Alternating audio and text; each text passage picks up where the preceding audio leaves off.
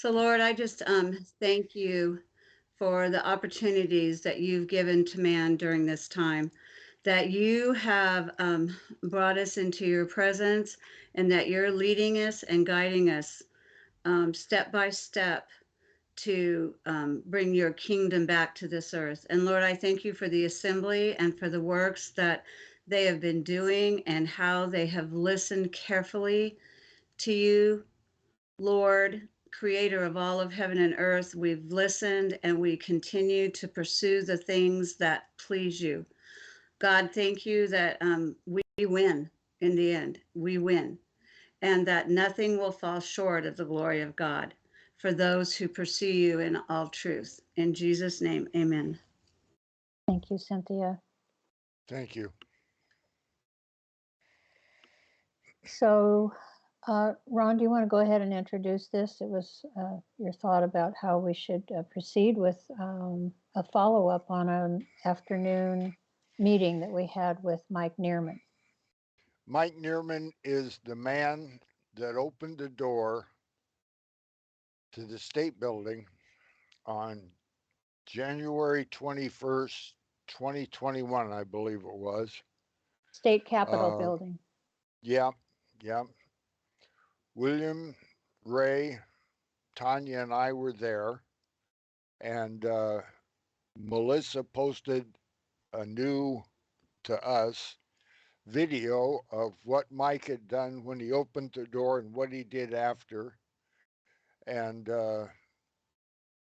it it stirred something, and so I contacted him. I said, "We'd like to talk to you," and he said Tuesday at 11. So four of us went over and met with him Tuesday at 11 in Salem, and thanked him. One guy out of 90 that they called into session unlawfully, illegitimately, breaking their oath, and this one man has the courage to open the door, and for that they threw him out of his position in the House of assembly. Representatives. Yeah, our Oregon legislature, and fined him $2,900 and gave him 18 months of community service for not breaking his oath. Hi, you. Yeah, he was saying that he did that as an act of civil disobedience, and he felt that it was his right to do it. And they voted him out of the House of Representatives, and he's not to enter the building again. And not only did they vote him out, every single one of them voted against him, Mm-hmm. which to me is a travesty in our government that they are all that blinded to what our Constitution, both state and nationally, says. Mm-hmm. Both the Republicans and the Democrats, and if there was any uh, Mm-hmm. independents, they did too. They all committed Yes. treason, and the only man that didn't, they threw out. So, why don't you explain, if you would, Ron, for those who may be watching this or hearing this and don't know why the word treason is applicable to this situation constitutionally? Okay. Um, Misprison of felony. If you know somebody made a felonious act, Sure. how's that? If you know that and you do nothing about it, then you're guilty of misprison of Mm-hmm. felony. So all of the reps in the Oregon legislature committed that felony. They knew when they decided to hold legislation with the doors locked to us that they had broken their oath. They knew it. They had taken an oath and they broke it. And so that's misprision of felony. They knew that every other one of them had done it and they did nothing about it. So when you do nothing about it, and we're talking about the 14th Amendment of, pardon me, Article 14 of Oregon's Constitution that says you and I have to be present when the legislature's working. So misprision of felony becomes misprision of treason because that was a treasonous act. And then, I go just want ahead. to, don't forget where you are, but I want to address that in terms of Mike's response to that without people in the House when they're doing legislative acts. Do you want me to say that now or do you want to continue? I just want to, No, okay. keep going. Yeah. So one thing that Mike said, having been in the House of Representatives and witness to how things work there, he said that the decisions that are made and the way that they practice legislating or legislation or whatever you want to call that activity is definitely different than when people are present to witness and be a part of that process. So go ahead. Oh, lost you. Can't hear you. Yep, I put my mic up. Um, so, misprision of treason. Say new treason happened and they did not do anything about it. That morphs into treason. You cannot hide treason or you become treasonous. And it's what we're dealing with all across. By the way, today, Farwell says, count me in confronting the sheriffs if you haven't seen that. So I would I like yield. to address this very issue in terms of what consists of treason. If we want to go back to what occurred on January 6th, when the people were locked out of the state capitol building, and instead of it being an insurrection, which was nonsense, people had a right, and we're entering actually peaceably until all H broke loose. But what happened after that was also problematic in the sense that those legislators voted to proceed with the election without without evaluating any contesting to the actual validity of the vote, and therefore they committed treason also. That was their responsibility to determine if that election was fair and accurate. And they knew absolutely that it wasn't. They couldn't possibly have proceeded thinking for a minute that it was fair and accurate. So they also all committed, all of those who voted to continue in that process, in that legislative session, committed treason. Mhm. Continue, Cynthia. So one of the things that right before this took place at our state capitol, December 21st of 2021, when Mike Nearman allowed people into the building during session, he had approached Rosenblum about Ellen Rosenblum, who's Ellen the Rosenblum district attorney on Oregon. about looking at our own ballots here in Oregon, because he knew that that they were unlawfully, that they weren't, that there was something wrong with them.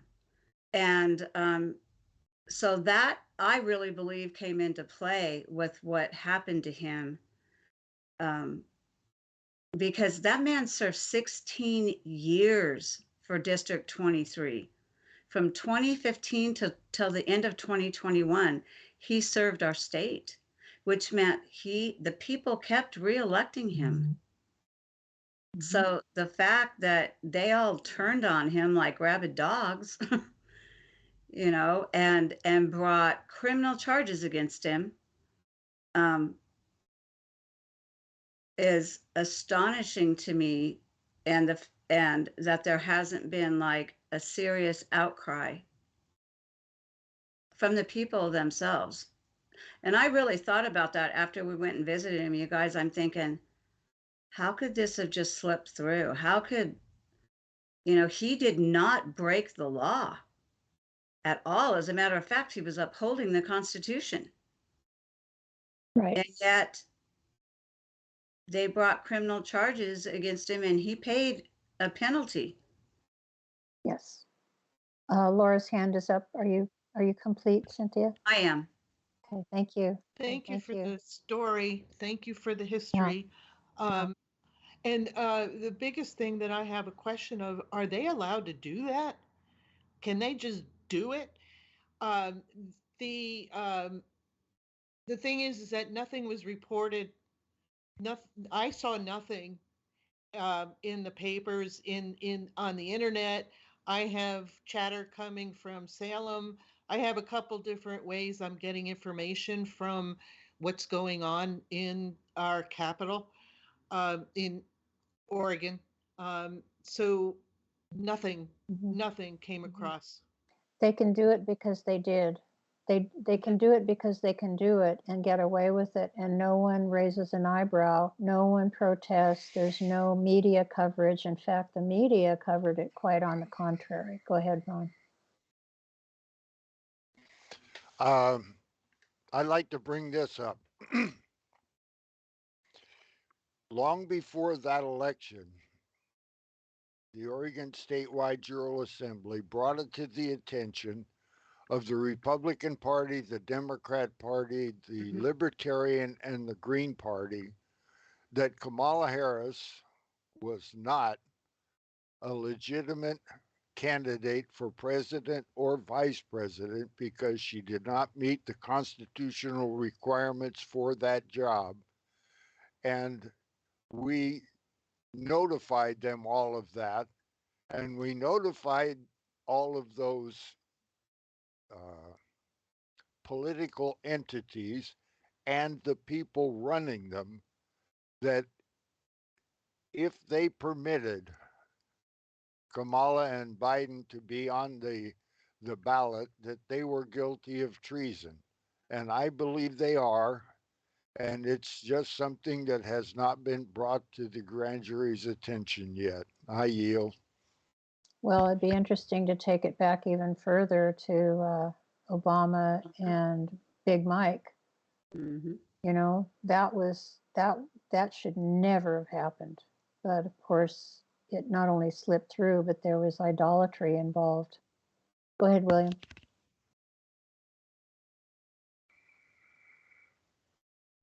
Well, I'd like to say that yes and no on that subject. We know that these people are actually not elected into our constitutional government. They're actually elected into be president or vice president or whatnot of a corporation government. So under those rules, it's completely legit to have anybody that's on planet Earth, or if somebody believes in space, maybe they came from there too, to be in those offices. So they're going, okay, it doesn't really matter about these people, what they're saying about the Constitution, because we're not breaking that Constitution because we don't fall under that. We fall under the corporate rules. And some people claim that that goes all the way back to the Vatican. I rest. That is a Excellent point. William. I never thought about that, but you're right. It's true. It's a corporation. Yeah, it's true. Which is why we're here. Because we want to be we want to be on the land and sovereign people one more time under the United States of America Constitution and the Oregon State Constitution, not how we are corporate. Yeah. Where they, Original where they rule over jurisdiction. us. They literally own us. Well, they don't own me, but they don't own any of you guys either. But hey, I really believe they're starting to figure that out. I really think that we did well when we met with Mike and gave him a lot to think about. Mhm. And I'm very grateful that he is going to that we have the opportunity to put uh, our history of the assembly and what we stand for and why. And that's going to be very exciting to see where that leads. We haven't even hit up on that subject. So, Yeah, not Charlie. yet. No, not yet. We don't need to Yeah. talk about it quite yet. Yeah, go ahead, Ron. I'd like to hear from Yes. Brandon.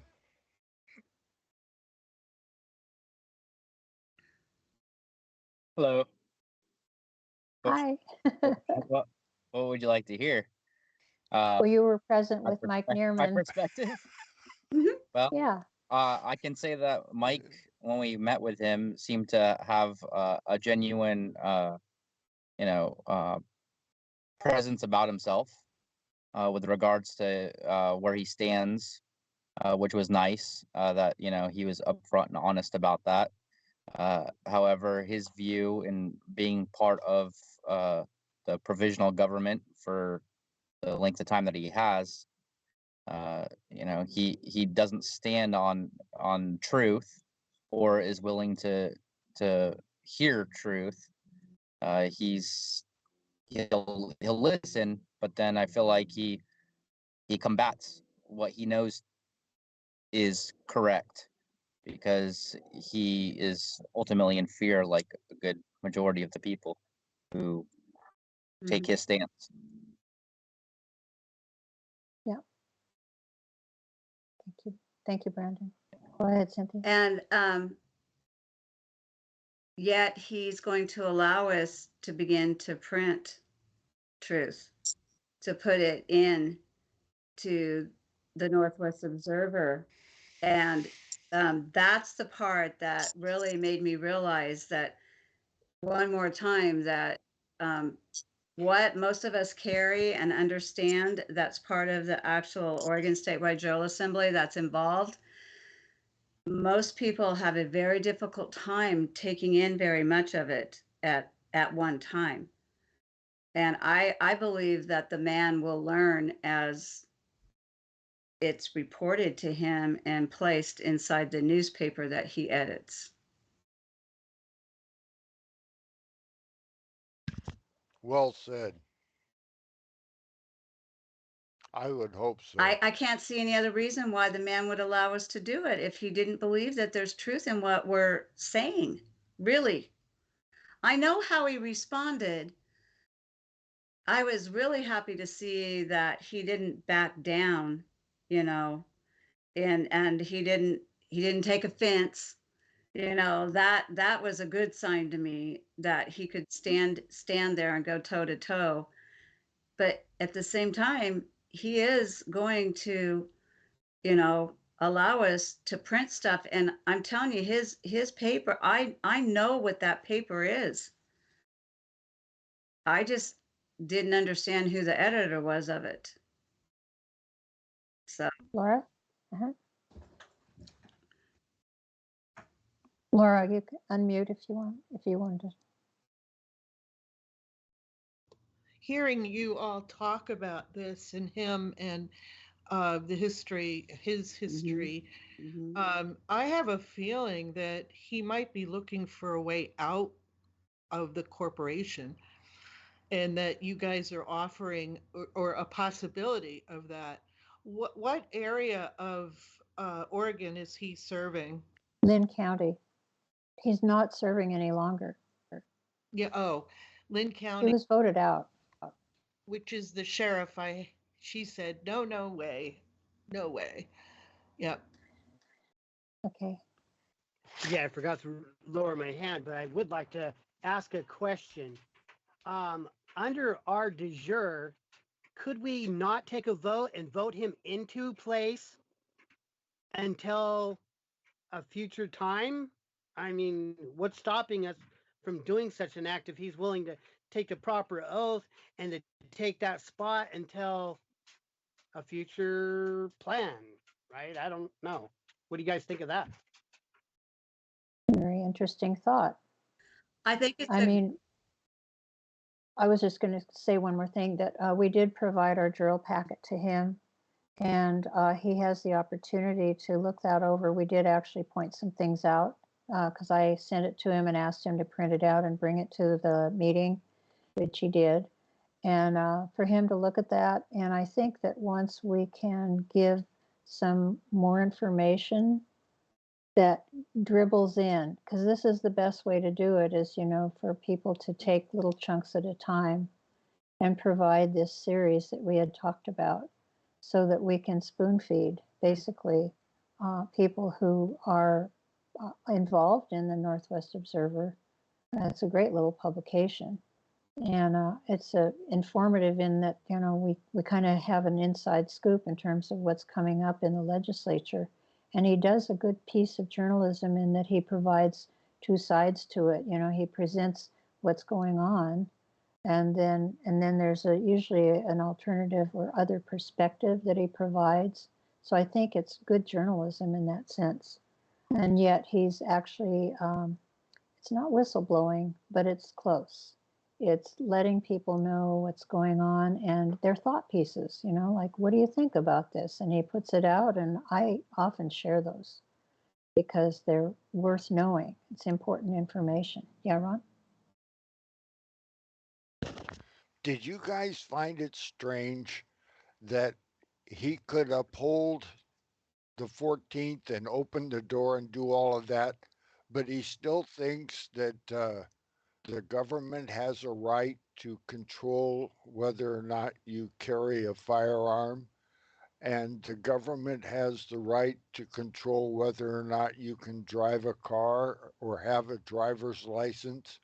And he thinks all of those things that I find part and parcel to being free, he ignores them. And I you yield. go first, Brand, Brandon. yeah, Brandon, and then Yeah. Cynthia. Yeah, I think that boils down to you only care about what you care about and believe. And that's why, to answer William's question, I don't think he would be fit to run in place. And, you know, when we do have the system set up, because he only opened the door, I believe, at that time because it crossed his line, not the line. Mhm. And that's you know what it boils down to as far as I'm concerned. I yield. Thank you. And I don't think he knows the line. I don't think that the man was aware of the whole driver's license and that it's unconstitutional from a national level, unconstitutional, and that we're travelers and that we don't have to have all that. I think that that actually was the first time he's ever really heard it, you guys, because he was like,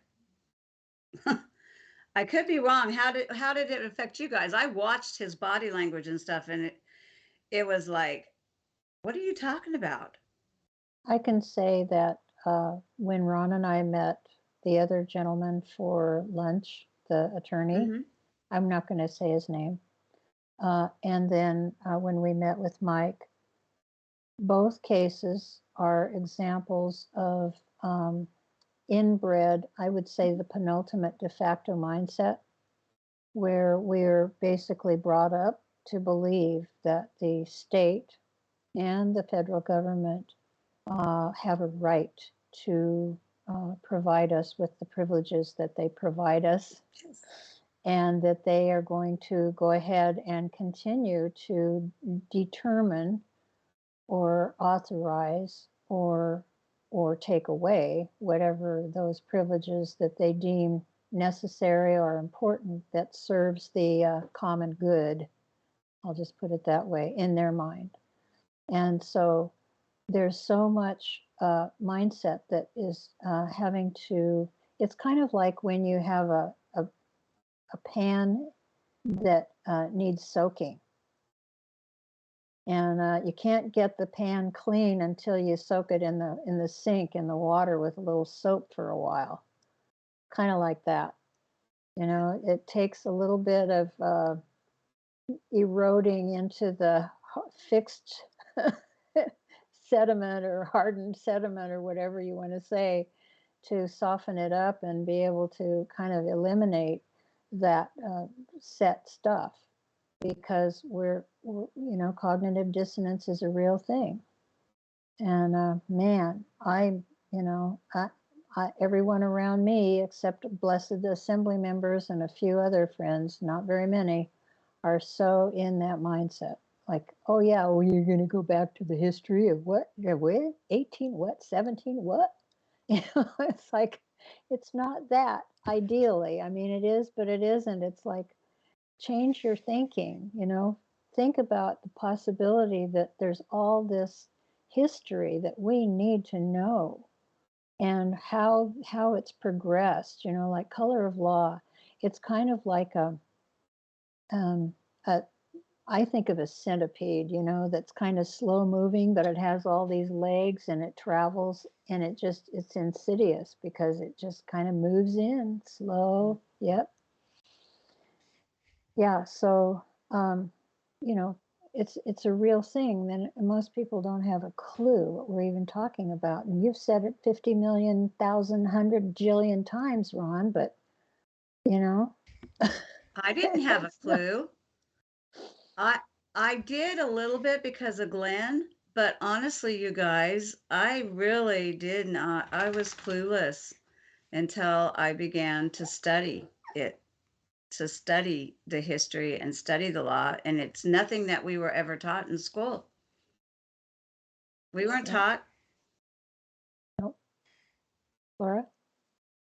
When people realize where we were headed, if we didn't step up to make change happen. Who's we?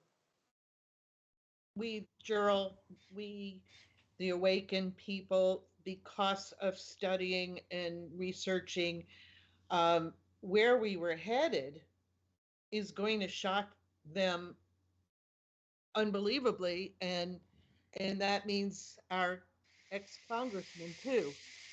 Mm-hmm. Yeah. I mean, yeah. the thing is that knowing that they have been de facto for all, and the corporation for all this time, I wonder if they get they get their policies given to them when they join the office, and they don't think twice. This is now it's a fact. Yeah, it's a brotherhood. I can't think of a better word right now than to say, but Club. It's a club. a club, and it's another one of those secret societies. I yield. Just like that. Go ahead, Ron. We a long time ago on this, when we first started this, we interviewed a former House of Representative from Georgia, uh, Brown, but he spells it funny. And it's recorded. We've got it on our website. He said, everybody in Congress knows that we do not have a constitutional Republican form of government. They all know it. And they just continue to act in the de facto, all of them. And you send a really good one to there, like that Bobbitt lady from Colorado, seemed like a tough one of us, and Ron Paul and a whole bunch of others. And they go there and they beat the drum, but they don't get anything done. They just can't get through it, and they become part of it. And I yield. Do we want to say anything more before we call this? I think we're probably just about on time, out of time. We done? Okay.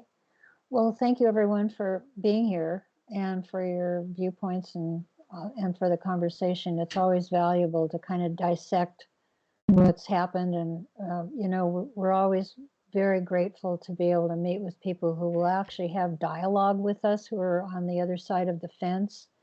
And unfortunately, you know, we have to find out where the line in the sand is, you know, where their line is, and you know, face them toe to toe and see if that line really was crossed, and they weren't even paying attention. Yeah, Ron. Do you remember when we were confronting the Beaverton Police Department, you and Cynthia and I, and they sent a detective down? And we said to the detective, blah, blah, blah. And he says, if ever that happens, I'll quit. That's my line. They all have one. They do not want to let go of this. They do not intend on losing here. And we do not intend giving it back to them. And then the bullets started flying. Then he jumps out of the car, and he's got both his hands up. And he got out of the car, and he had his hands in the air. He's like, just shoot me then. This is what you want, just shoot me. And they did. They shot him dead. With his hands in the air, and I saw it. I swear to God. He was just walking with his hands in the air. And they shot him. And they shot him dead, and then after he was down on the ground, they shot him 3 more times.